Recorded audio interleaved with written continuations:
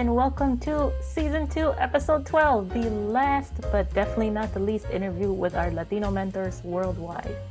Right now we have Edgar Virguez Rodriguez. He's an energy systems engineer who is from Colombia, but is actually doing research and teaching courses at Duke University in North Carolina, US.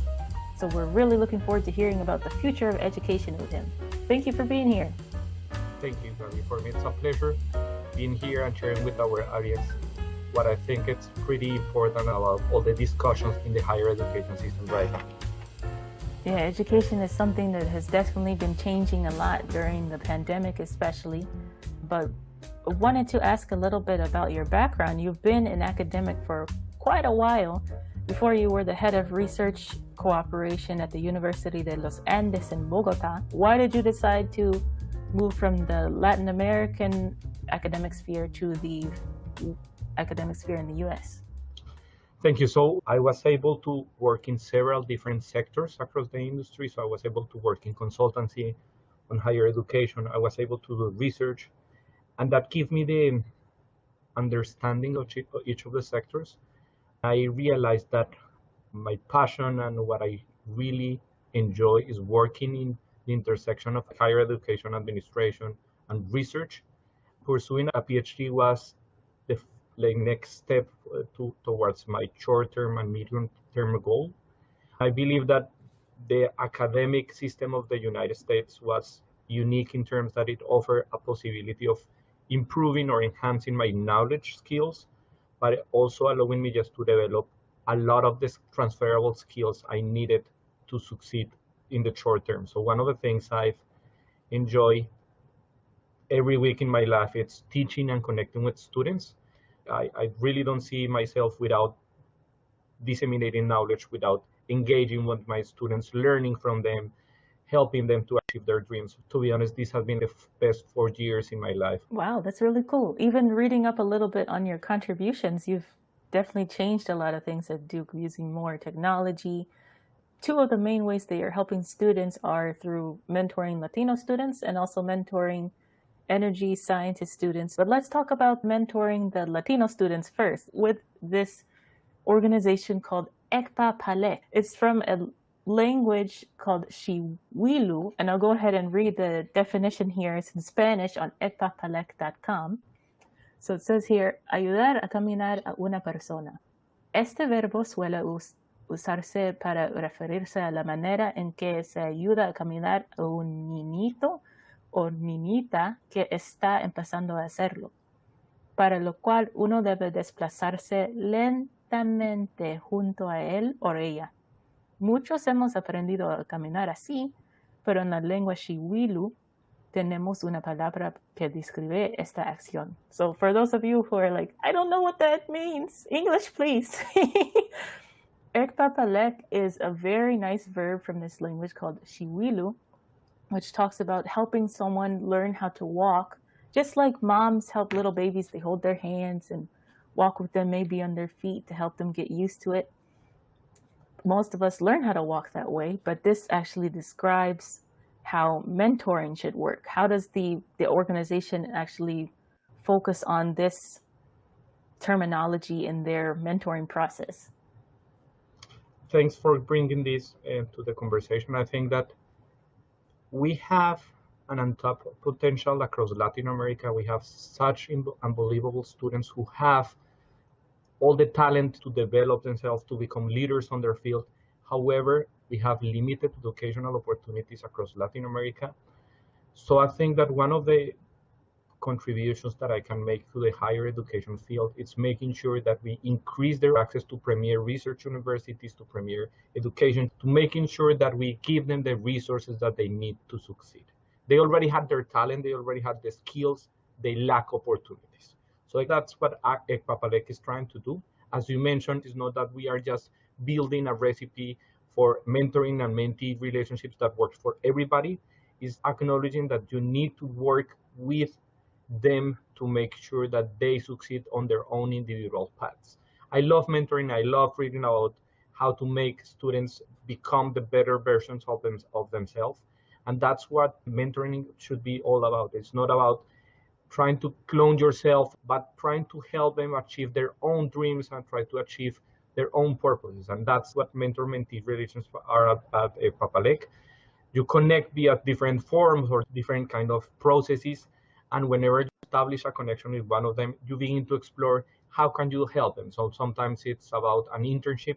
They're interested in doing an internship in a research lab or at a university, or maybe they're interested in applying to a specific fellowship. I've had students who want to apply for scholarships that give them the resources that they want to go to other countries in Latin America. I've mentored students who want to continue their academic process in North America. So there is a lot of things that they want to achieve. Sometimes they just want to say, hey, I don't know if a master or a PhD is for me. Can you please describe some of your experiences? It's one of the things that I also enjoyed a lot, helping students achieving the best versions of themselves and making sure that they understand that they can actually make a change in their communities. They don't have to be here at Duke. They don't have to be at a specific university. They can start right now where they are. They can make a big impact. And that's what Ekpa'Palek is. Clarissa Rios, who's the director and founder of Ekpa'Palek, had been doing this for, I say, 5 years now. It's amazing all the work that she has been doing, leading this kind of programs and formalizing all of them, because one of the things that we are actually facing when we speak about mentorship is that even though we have the resources, we have to formalize them in a way that you can achieve sustainability of all these programs. You have to ensure that once you begin to develop all these frameworks, the frameworks are there for others to continue, and that's what Ekpa'Palek is for. Yeah, exactly. I gotta check in with Clarissa maybe for season 3. So if someone wants to be a mentor or a mentee, how can they do that? Perfect. So if you go to the Ekpa'Palek main page, it's easy just to Google that. You'll see different forms. One of them, you are able to connect as a mentee. So they ask things like, what do you want to achieve with a mentor-mentee relationship? What's your background? What's the main objective? And there is an individual form if you want to apply to be a mentor. There is some basic training, some commitment, some things you need to understand, but it's pretty easy. Of course, all of this is free for mentors and mentees. So this is on a voluntary basis. That's one of the resources I think I have found that it's incredibly valuable. Wow, that's nice, especially the mentor training to make sure everybody's on the same page. That's great. Now going to the younger people that need help, even younger than the students, like chiquititos. How are you helping your students there at Duke to be able to work on their communication skills by talking to young children in Colombia? How does that work? Thank you. That's a great question. When I started my PhD here in 2016, I was committed to help my local community in Bogota, Colombia. When I started my education stage here at Duke, I was committed to improve my teaching skills, but I want to connect this education profile that I got before with my local community. So I was given the possibility of working a course called Voices of the Environment. It's a course where you try to understand that when you're speaking out sustainability issues, you need to understand the voices that are behind that. It's not only about understanding the technical components, but the people that would be affected by the problem, engage in the solutions, all of that. So it's a course where we improve our communication skills in Spanish, and you are going to learn a little bit about the environment. When I received the course was mainly about discussions. It was like an overall kind of discussion about the environment. I thought that it was pretty interesting to give the course a twist, and I redesigned the course so that we worked on specific issues in Latin America. So for example, when I begin to address problems like páramo, I told them, how many of you know what páramo is? They didn't have a clue. For all of you who are watching us right now, it's one of the unique ecosystems that we have in Colombia. 60% of the páramos are actually located in Colombia. Páramos are hotspots, meaning that you have a lot of biodiversity. It's a beautiful ecosystem, and it has a lot of complexities. And like that, there is a list of topics that you only learn about Latin America. So when you begin to explore all these topics, my students were very engaged. We were discussing about the fires in the Amazon jungle. Were they caused by political controversies, or they were naturally made? What was the difference? How do you actually engage in ecotourism? When you visit the case of Galapagos Island, Is ecotourism sustainable? There is a lot of things across Latin America. But I was missing a connection to a community. I was like, hey, we need to engage with a community. So that's when I actually contacted one of my best friends who work at a Colombian NGO called Fundación Ayuda por Colombia. It's a beautiful place where they host students who can't access the traditional K-12 system, either because their parents are restricted about resources or they don't have parents. It's located in a marginal community called El Codito. Students receive all kinds of training in the NGO. Nice. So he was working there and he's like, hey, why don't we connect this beautiful community with my students and help them collaborate each other, help them grow together. That's one of the things I always like to promote, is this positive synergies that you can create between two communities. So we concluded a final project in which children that's around 5 to 10 years old formulate questions about the environment. You ask them freely, what do you want to learn about the environment? And sometimes they do these beautiful questions like, what's the animal who cares the most of the environment? What's the cleanest animal? And it's like, oh, that's a really fun question. But sometimes it's really hard questions like, I saw in the news that kids are dying because they can't drink water. And I saw my neighbor just pouring water to the plants. Why can't we use that water to help them survive? You got 8 years and you are asking these complex questions. My students create an audiovisual between 4 to 6 minutes answering those questions. When you speak to a kid, I help them understand which of the topics would be adequate to teach or to reinforce to the student. I teach them how to use simple terms or simple words where you are connecting with anybody in an audience. You have to answer it not only in a verbal way, but also put audio visuals, put images, videos, things that make the kids interested in the answer. So my students learn about how to improve their communication skills, not only expressing themselves in words, but also putting videos, images. So of course they are already proficient in Spanish, but they have to masterize different terms or to connect the sentences in a way that kids would understand. So it's a really joyful project in which we have a lot of fun working together. Most important, I believe we are doing a change to the community. So after the projects are done, I send the projects to the NGO. The kids see the projects and their reactions are amazing. It's, I would say, life-changing. Many of my students, when they are watching their reactions, they feel like they are really doing a change.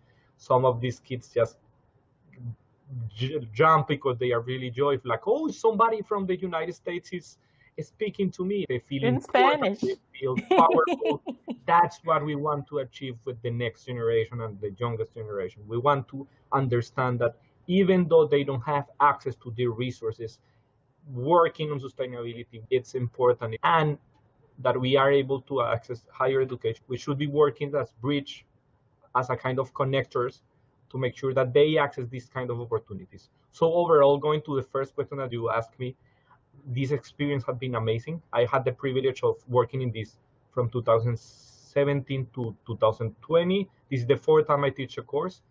The course has been pretty well received, and now we have launched different versions of the course. So the course has been pretty successful. And the last thing that I'm gonna mention here is that I receive also the support from the Association of the American Colleges and Universities. I was selected as one of the leaders in higher education in 2020. They gave me the K. Patricia Cross Award.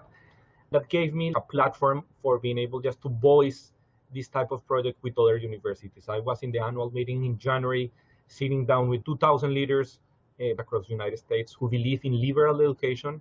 And one of the discussions that we were having is that we need to implement digital learning and digital components to our education, not only because of the COVID pandemic, but we need to do this with a purpose. If we only do this to adapt to the current status quo, we are actually not advancing education, but if we meaningfully trying to address a community that otherwise would be unconnected, and we actually use this as a driver to transform academia into a more inclusive sector, we are succeeding. That's what I believe. Yeah, definitely. You're breaking a lot of barriers there. Academia has a very, unfortunately, bad reputation of being inaccessible. People use language that when you read it, like, I have no idea what they're talking about. So it's great that what you're doing is to have them explain it in another language. One, you have to simplify it a little bit because it's not your native language. Then you have to explain it to kids. You have to simplify it even further. There's a proverb that we have among teachers. If you can't teach it, then you need to go back and relearn it. And if you can't explain it to a kid, then you need to simplify a little bit further. That's true. And as you mentioned, it's also a really good opportunity to connect many of the clusters of information that you have. That process of reflection, it's pretty effective for what we are doing. Oh, we have a fan. Catalina Avila, she says, I'm a fan. The greatest teacher ever. Thank you, Catalina. Do you mean me or Edgar? I think that she meant you. But thank you, Catalina, for watching. What I really want to focus on with adding the audio visual components to learning, I think a lot of people have been fighting this for so long. Now we're being pushed. Why is that so important, even for adults in their learning process? How does that help them? I think that we need to understand education as a continuously evolving process. We shouldn't address formal education as I'm going to school and get my degree and I'm done. We need to understand that we need to be open to learn every day in our lives, that you never finish absorbing knowledge. So it's important for us to understand that society will be continually changing. Of course, we will have stages in our life where we have a dramatic change, like what we happened with COVID. So we should be open to adapt to the different stages in our life to make sure that we remain open to education and to learn about others and other skills. So when you actually finish your education, you are actually sometimes tired of learning or studying, and you have these ideas like, I would never go to a class again, or I would never want to go to a course again because that was so hard, or that I am exhausted, I've been working this hard. Then you close your doors to actually improving yourself. That's part of what academia is doing wrong. We should be giving the message that once you enroll at the university, you should be a student for all your life. You should be always go back to review what information you had before, what information is available around, and how you actually are going to update yourself on information. So that's the message that I want to transmit, is that we need to, at several stages in our life, remind ourselves that we need to become teachable. We have to be open to learn and to grow in the different areas. We need to keep improving and learning. That's something I'm in love with, learning each morning. I think that's very important. Yeah, that's true. That's two things you need to do to be able to do that. First, have a growth mindset. If you don't know it, you don't know it yet. And also be humble enough to realize that you don't know. Some people are like, oh yeah, I know that. I don't need your help with that. And you're just like, fulano, okay? One of the things I discover here, you can have two different paths. The first one is when you actually become an expert on your field, you can find yourself isolated and think, nobody will be able to teach me anything about this. I'm an expert. I will be working alone. I don't want to receive or to exchange any knowledge with the community. Or the second kind of way of thinking is learning that you are far from understanding any of the problems that you are studying, and you need to continue learning and maintaining this humble attitude towards learning. If you actually woke up saying like, hey, I don't have anything to learn, I have this title, you won't be open to many of the things. That implies having conversations with people around you. Many times I've had the privilege of speaking with amazing people. My wife, who's a wonderful woman, she's really curious, like, why do you like to speak every time we go to a taxi or we go to a restaurant? She's like, why do you want to speak with everybody who is around you? And I always tell her that I think that we should learn at least a little bit from everybody who we are in contact. It's pretty interesting to see how, if you have the disposition to learn, you are able to increase the awareness and increase the need for learning, and that's important. That's true. We have another fan for you, Edgar, Ivan Rios. We in Colombia are so proud of Edgar's work. I'm a fan too. It's interesting to learn more about all the initiatives Duke has. So thank you, Ivan. One of the things I love, it's been how your community will always be there. Being here, I know that Duke is one of the best universities in the world. That the graduate degree that I'm finishing is one of the best in the world. And I'm not here alone. I've been privileged as a member of a society who believes in me. So I should be always thankful for that. So I should be able to give back to community, not only here, but locally at Colombia and to Latin America. That's one of the things I always try to do, understanding that I'm not here because of my effort or my talents, but because of several stakeholders who believe in me. So one of the things I've learned in life is try to always be happy and you'll always be thankful. What you have, it's much more than others in society. Instead of criticizing, you should list everything that you have and not everything that you're lacking. So that's one of the things I just want to reinforce. Yeah, that's definitely a good point. If you have, then you have to help those who don't have. That's a nice point. With your background as well, you've been a consultant, you've been a professor, now you're a researcher. How does your background as a consultant help you to innovate in the course or teaching space? That's a great question. One of the things I've discovered is that there is not a specific time to do a PhD or to continue the graduate degree. Everybody's decision is different. I didn't pursue my PhD before because I wanted to make a rational decision, being extremely sure that this was the next step.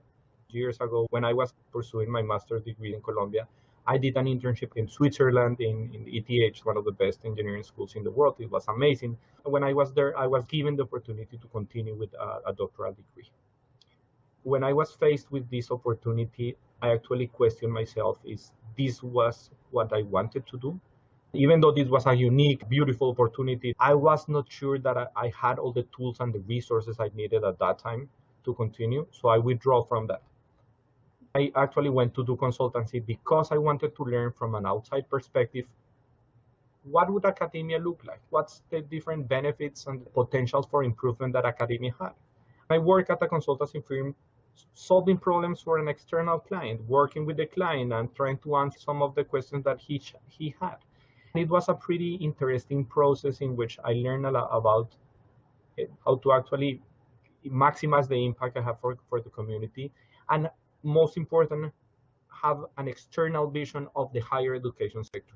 What we are doing good, what we weren't doing so good.